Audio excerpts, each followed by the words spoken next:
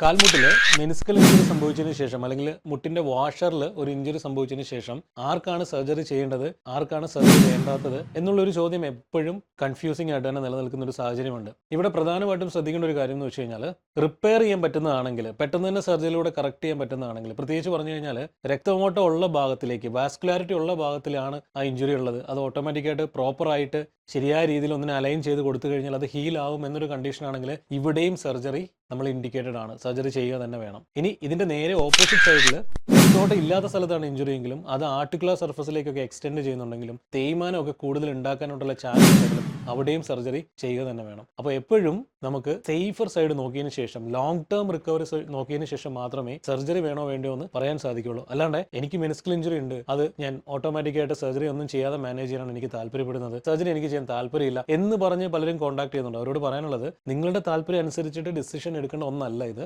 നിങ്ങളുടെ റിക്കവറി നോക്കിയിട്ടും നിങ്ങൾക്ക് ഭാവിയിൽ ചെയ്യേണ്ട ആക്ടിവിറ്റീസ് ഒക്കെ നോക്കിയിട്ടും ലോങ് ടേമിലേക്ക് നിങ്ങൾക്ക് വരാനുള്ള കോംപ്ലിക്കേഷൻസ് നോക്കിയിട്ടും അതിനുശേഷം മാത്രം ഡിസിഷൻ എടുക്കുന്നതാണ് ഏറ്റവും ബെറ്റർ.